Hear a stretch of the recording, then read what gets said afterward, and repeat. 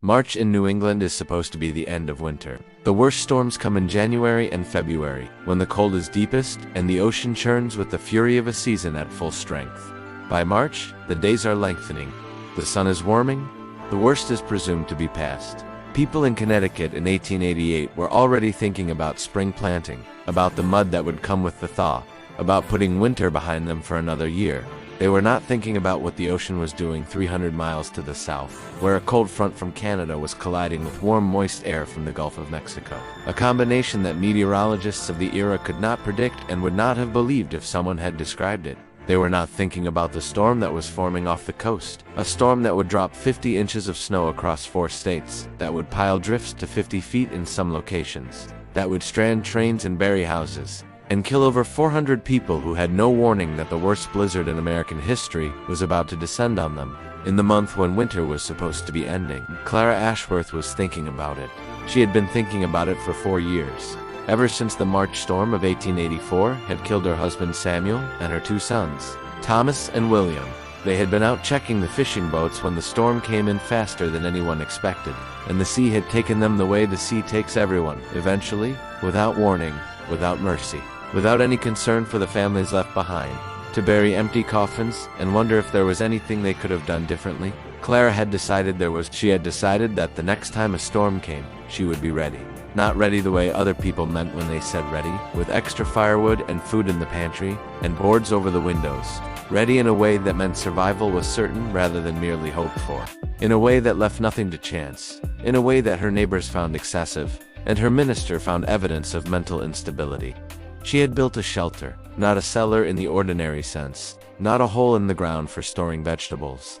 She had built a fortress against winter itself, a stone chamber sunk into the hillside behind her house, reinforced with timbers that could hold the weight of a collapsed building, supplied with food and water and fuel sufficient to sustain life for weeks, ventilated through shafts that could not be blocked by any amount of snow, heated by a fireplace with a chimney that rose high enough.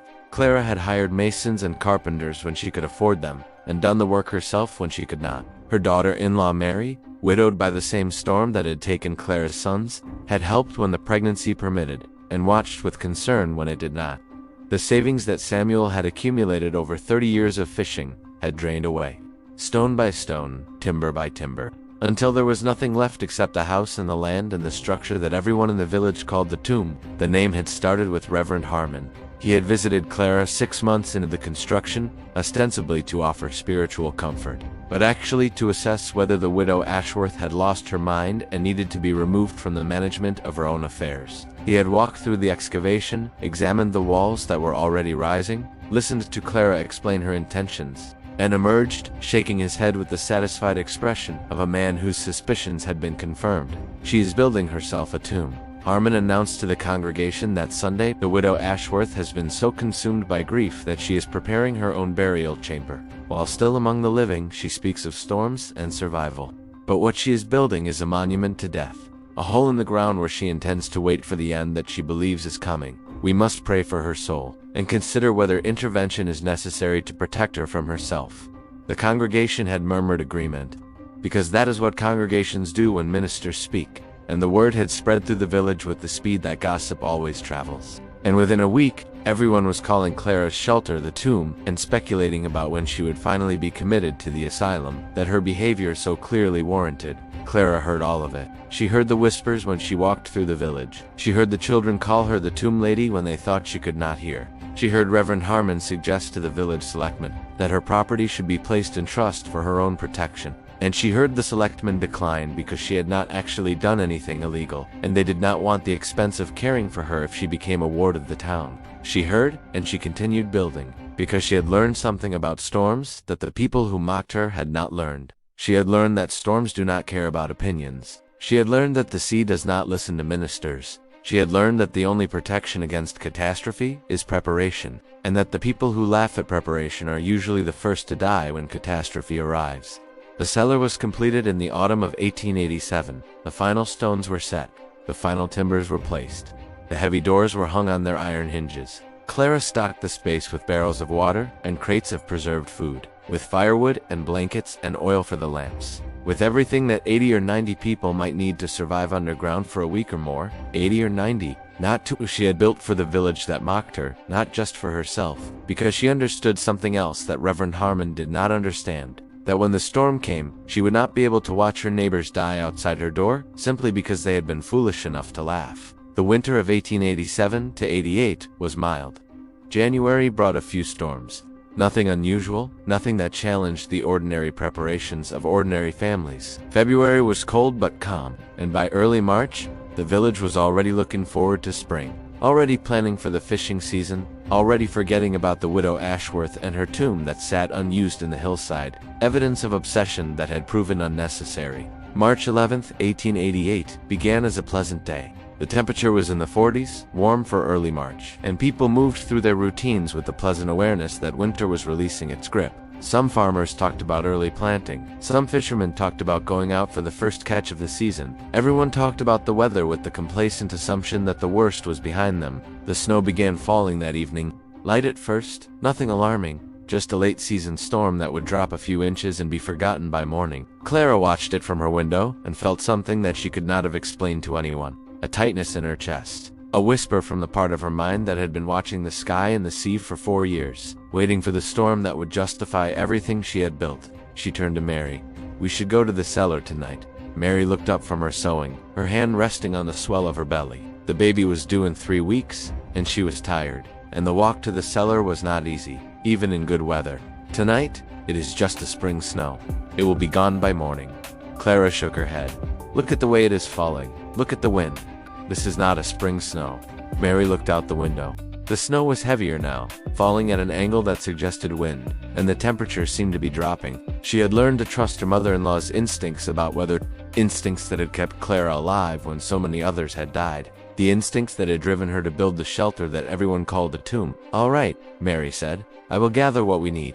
They were in the cellar by midnight, the heavy doors sealed behind them, the fire lit in the stone fireplace, the lamps casting warm light across the space that Clara had spent for years building. Outside, the snow was falling harder, the wind was rising, and the temperature was dropping towards zero. Inside, the air was still and warm, and the thick stone walls blocked all sound from the surface. Clara did not sleep. She sat by the fire and listened to Mary's steady breathing and waited, though she did not know what she was waiting for. Perhaps she was waiting for the storm to justify her obsession. Perhaps she was waiting for proof that she was not mad. Perhaps she was simply waiting the way she had been waiting for years, for something that would make sense of the grief that had driven her to dig this hole in the earth. The pounding on the door came just before dawn. Clara had built the entrance to slope upward from the cellar to the surface, so that snow could not block the doors by accumulating against them. But the pounding was frantic, desperate. The sound of fists beating against wood with the urgency of people who were dying and knew it. She opened the inner door and climbed the stairs to the outer door and lifted the bar and pulled in the wind, nearly knocked her backward as it rushed in, carrying snow that stung her face like sand. On the threshold stood 3 figures, so covered in white that they looked like ghosts, their faces barely visible behind scarves and frost. "Please," the voice was barely audible over the wind. "Please let us in."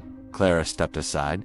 The 3 figures stumbled past her and down the stairs into the warmth below, and she fought the door closed against the wind and dropped the bar into place and followed them down. They were the Peterson family, father, mother, son. Their house was half a mile away, and they had tried to stay, but the roof had begun to collapse under the weight of snow, and they had fled into the storm because staying meant being buried alive. They had walked toward Clara's property because they knew the tomb was there, because even people who mocked the widow Ashworth knew where her shelter was, and when their house began to fail, the shelter they had laughed at was the only hope they could think of.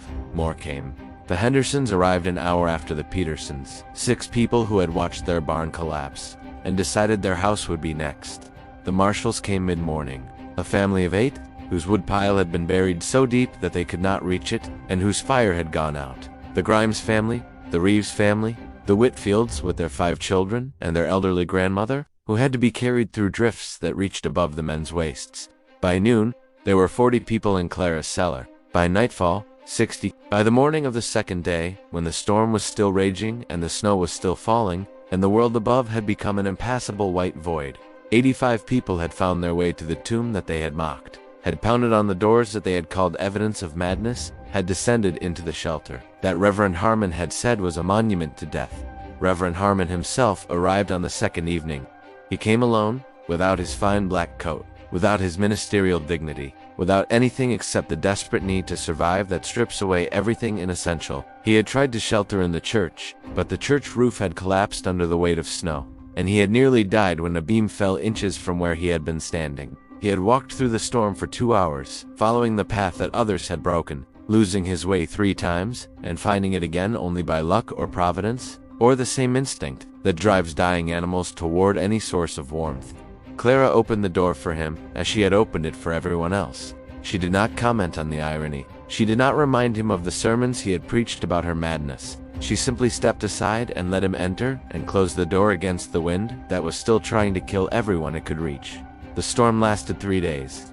For 3 days, 85 people lived in the space that Clara had built over 4 years, eating the food she had stockpiled, burning the firewood she had stored, drinking the water she had cached in barrels along the walls. The cellar was crowded. The air grew stale despite the ventilation shafts. The children grew restless, and the adults grew tense and tempers frayed as the hours stretched into days and the storm showed no sign of ending. But no one froze, no one starved, no one died of exposure or suffocation or any of the other deaths that the blizzard was dealing out across 4 states, killing over 400 people who had not built shelters, who had not prepared, who had assumed that March meant the end of winter and had been wrong. Mary went into labor on the 3rd night. The baby was early, brought on by the stress and the crowding and the fear that even the strongest could not entirely suppress. Clara delivered her grandson in the alcove where she had stored the blankets, while 84 people waited in the main chamber and tried not to listen to Mary's cries. The baby was small but healthy, a boy who came into the world in a tomb that had become something else entirely, a shelter that had saved everyone who reached it. The storm ended on the morning of March 14th. The wind died. The snow stopped. Survivors emerged from the cellar into a world unrecognizable, a landscape of drifts that buried houses to their rooflines. The sun was shining, the sky brilliant blue. The contrast between morning's beauty and widespread destruction was impossible to process. 23 people died in the village during the Great Blizzard of 1888. They froze in homes or trying to reach others. 23 deaths, yet 85 found shelter. A widow built it over 4 years, while everyone called her mad. The reckoning Clara expected never came. No public meeting, no apologies in the church. The church itself was destroyed. Roof collapsed, pews buried under snow that wouldn't melt until May. Only slow work remained, digging out, rebuilding, burying the dead, caring for living. Understanding how this storm happened, Reverend Harmon came to Clara's door 3 days later. Alone, early morning, hat in hand, eyes on the ground. "Mrs. Ashworth," he said, "I have come to apologize." Clara looked at him. The man who called her cellar a tomb suggested commitment, prayed for her troubled soul. "You don't need to apologize to me," she said. "You need to help me dig a new well." The storm collapsed the old one. Harmon looked up, startled. He expected anger, not to be put to work. "Yes," he said, "of course, I will help." Clara nodded and handed him a shovel. Apologies could wait. Gratitude could wait. Acknowledgement of right and wrong could wait. There was work to do. Work was how Clara Ashworth processed everything, from grief to vindication to the simple daily business of staying alive. The village rebuilt around the shelter that had saved it. Families stayed in Clara's cellar while constructing new homes. The supplies she had stockpiled fed the community until roads cleared and new provisions arrived. The space everyone called a tomb became the center of recovery, the heart of a village that had nearly died. It survived because one widow refused to let her grief be meaningless. Clara never called it anything but the cellar. She did not give it a name, put up a plaque, or commission any monument. When visitors came to see the shelter that saved 85 lives, she showed them the stone walls and timber beams. She explained how she built it and why, then sent them on their way with matter-of-fact efficiency. The baby born during the storm was named Samuel, after Clara's husband. Mary raised him overlooking the sea. He grew up knowing the story of the storm and the shelter. Born in a place called a tomb, it was the opposite. He became a builder himself, constructing houses, barns, and storm cellars that every family demanded. The blizzard of '88 proved March could be as deadly as January. Clara Ashworth died in the winter of 1901 at 71. She died in her sleep with Mary and young Samuel beside her. She was buried next to her husband and sons in the cemetery overlooking the sea that had taken them. The cellar she built still exists. The stone walls have not shifted in over a century. The timber beams show their age but still hold the earth above. Heavy doors open on iron hinges. They are rarely used now, except when historians document what remains. There is no marker explaining what happened in March of 1888. Clara did not want one. The shelter speaks for itself. Through construction, not words. Through preparation, not promises. Through the simple fact of 85 people who walked out of that door alive when they should have been dead. The villagers stopped calling it the tomb after the blizzard. They never called it anything else officially. But when they spoke of it among themselves, when they told their children and grandchildren about the storm and the survival, they used a different word. They called it the Ark.